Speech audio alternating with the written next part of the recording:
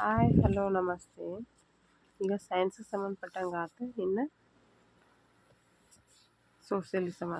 ಸಮಾಜಕ್ಕೆ ಸಂಬಂಧಪಟ್ಟಂಗೆ ನಾವು ಕ್ವಶನ್ಸ್ ತಿಳ್ಕೊಂಡ್ರಿ. ಯಾಕಂದ್ರೆ ಟೈಮ್ ಜಾಸ್ತಿ ಇಲ್ಲ.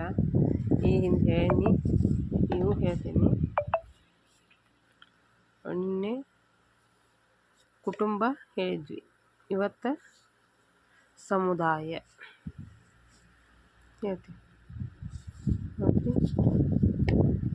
ಕೋಚಿಂಗಿಗೆ ಹೋದಾಗ ಪ್ರಾಬ್ಲಮ್ ಆಗಂಗಿಲ್ಲ.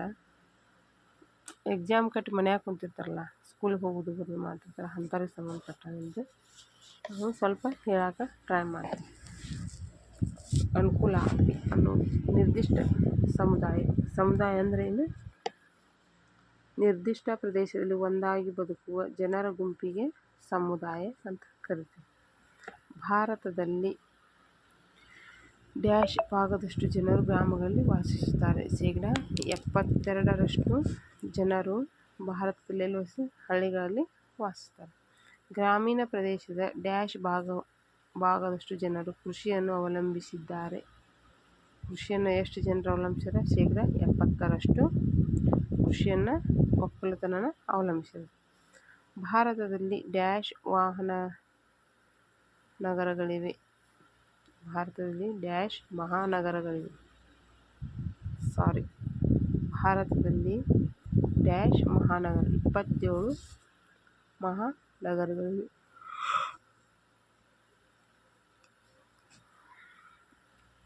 ಭಾರತದಲ್ಲಿ ಸುಮಾರು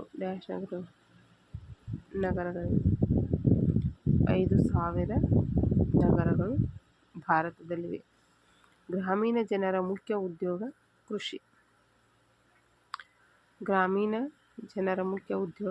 ಕೃಷಿ.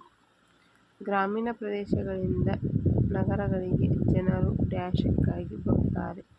ಶಿಕ್ಷಣ ಮತ್ತು ಉದ್ಯೋಗಕ್ಕಾಗಿ ಗ್ರಾಮೀಣ ಜನರು ಬರುತ್ತಾರೆ. ಸಮುದಾಯದಲ್ಲಿನ ಪ್ರತಿ ಕೆಲಸವನ್ನು ನಾವು ಡ್ಯಾಶ್ನಿಂದ ಕಾಣಬೇಕು. ಗೌರವ. ಸಮುದಾಯದಲ್ಲಿನ ಪ್ರತಿಯೊಂದು ವ್ಯಕ್ತಿ ಕೆಲಸವನ್ನು ನಾವು ಡ್ಯಾಶ್ನಿಂದ ಕಾಣಬೇಕು. ಗೌರವದಿಂದ ಕಾಣಬೇಕು. ದಟ್ಟ ಅರಣ್ಯ ಮತ್ತು ಗುಡ್ಡಗಾಡುಗಳಲ್ಲಿ ವಾಸಿಸುವ ಕುಟುಂಬಗಳ ಗುಂಪಿಗೆ ಬುಡಕಟ್ಟು ಜನಾಂಗದವರು ಅಥವಾ ಬುಡಕಟ್ಟು ಸಮುದಾಯ ಅಂತ ಕರಿತೀವಿ. ಅವ್ರೇನು ಮಾಡಿರ್ತಾರೆ? ದಟ್ಟವಾದ ಅರಣ್ಯ ಪ್ರದೇಶಗಳಲ್ಲಿ ಮತ್ತು ಗುಡ್ಡಗಾಡುಗಳಲ್ಲಿ ವಾಸವಾಗಿರುತ್ತಾರೆ.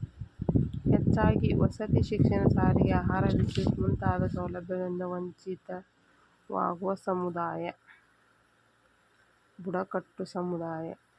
ಅವ್ರಿಗೆ ಜಾಸ್ತಿ ಶಿಕ್ಷಣ ಸಿಗಂಗಿಲ್ಲ.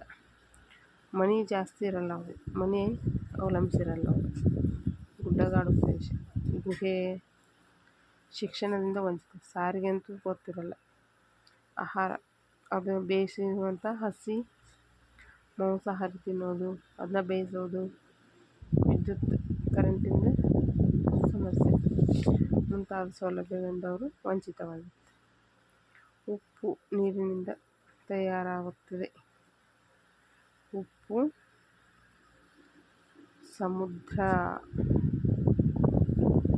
ಯಾವ ನೀರಿನಿಂದ ತಯಾರಾಗುತ್ತೆ? ಸಮುದ್ರ